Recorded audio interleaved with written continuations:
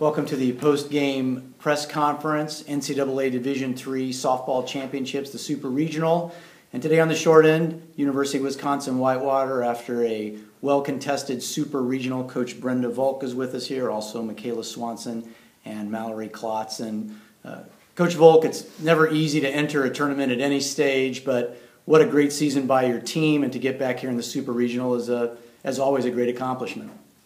Yeah, I told him afterwards, I'm very proud of what we did this year, and I knew it was going to be a good, at this point in the season, it's a good battle, no matter who you play. And when it was, it's a good team. They have, great experience and, obviously a couple great pitchers. So, but I thought we played well enough. Obviously, we won one game, and I thought we for sure played well enough that first game. Really, honestly, just a difference of one hit could have made a difference in that game. We had our chances. So. Yeah, well, game one yesterday couldn't have been any closer a contest, and then today's first game, the first 5 innings is tight before it kind of got stretched out a little bit there at the end. It really was that big third inning. You guys had the bases loaded and just needed that big hit like you got yesterday, and it just didn't come today. Right, exactly. We had chances in the third, fourth, and fifth, and I thought we hit pretty well today, just hit right at people, but certainly could have used it at one of those innings. This is more of a curiosity on my part versus anything, but how you saw your pitching lineup. Did you view Bella as, do you think of them as a number one and a number two? Is it based on how you felt they were at the end of the season? And Bella really gave you 2 really good games, both in game 1 and game 3. Right.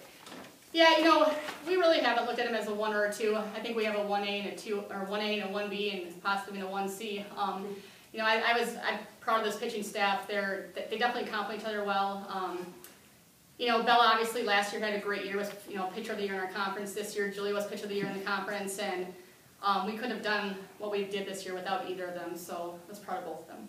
Michaela, you could tell that your team was scrapping all weekend, and you were a great example of that. 2 really good defensive plays there late in the game to kind of keep it tight when maybe Illinois Wesleyan could a couple more runs on the scoreboard. So just talk about your mindset there, trying to just stay solid defensively, even maybe frustrated with not scoring any runs as a team, but how important it was to play great defense.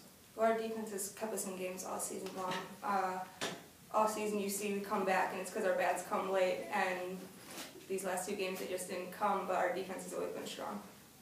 Mallory, it felt like a game today where the hitters had a little bit more of an advantage. I think at the beginning we did our intro to the webcast to say, I don't think we're going to see strikeout-dominated games here today. I think we're going to see more contact, which means good defense and manufacturing runs. Is that how you felt about it as a hitter today? Yeah, I definitely think that was the case, especially in the first game. Like she said, we had our opportunities, a lot of hard outs being made, and even in the second game, we had a lot of hard outs, and so did they. They put the ball in play a lot and made our defense play, and like Mick said, we were solid. So. I enjoyed this weekend watching the matchups between you and Allie Wiegand, who really thinks a lot about her pitching, and you can tell you think a lot about your hitting.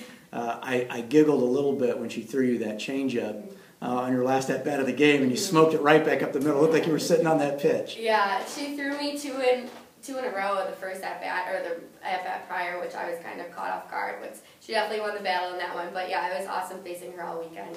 I have the utmost respect for her, and yeah, I was proud of that hit at the end. It's actually caught it, obviously, but that's just how this works. There was a mention in the press conference yesterday, and they mentioned it out at the field, your all-time hit leader, and I said, not only just for softball at Wisconsin Whitewater, but any team at Wisconsin Whitewater, to be a record holder like that is not an easy thing to do. So certainly something special for you to take with you. Yeah, thank you.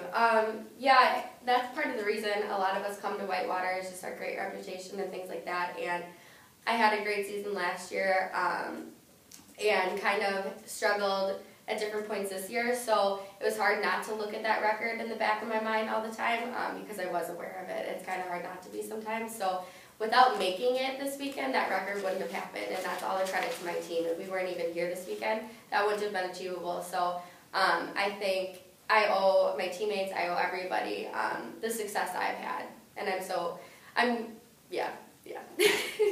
Well, Brenda, it's the dynamic of this tournament is so interesting when you're trying to go from a game 1 to a game 2. How big do you think the home run was by Sydney Allery to kind of get them on the board early? I know you come into that second game and you really want to halt all the momentum coming off of that first game of the day.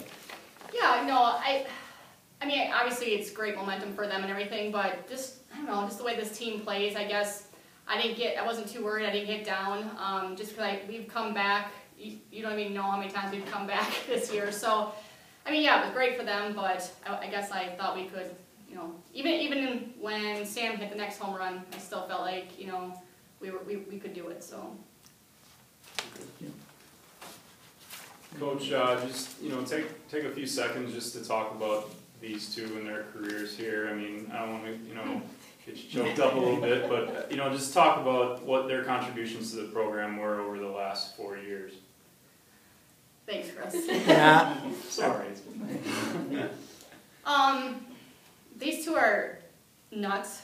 I'll just tell a quick story. So, like, their freshman year, we won conference, so the conference tournament, I think it was, Claire and the coaches are, taking pictures, and of course these two come in and photobomb us, just being little freshmen, they come in and photobomb us, and it's kind of been, lucky for them, they've got to win that conference tournament 4 years in a row, so it was kind of an annual picture of these two photobombing the coaches.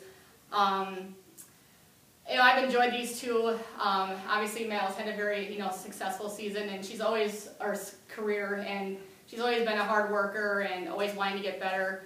Mick is never known as the superstar, but I think she's had a great 4 years. She's been rock solid defensively for us. When she's not out on the infield, it's a completely different, it's just a difference without her. And she actually had a pretty good year this year offensively and made all conference, so I was proud of her of that. But she's the big jokester of the team, so they're both going to be very, very much missed, but I know they'll be back and around, so I'm proud of these two. Thank you. Well, hey, congratulations again on a great season, for coming in and sharing some of your thoughts with us. We wish you all the best moving forward for whatever's next for you, Mallory and Michaela, and for you, Coach Volk, maybe back in the tournament again next year. We will be. All right. Thank you so much.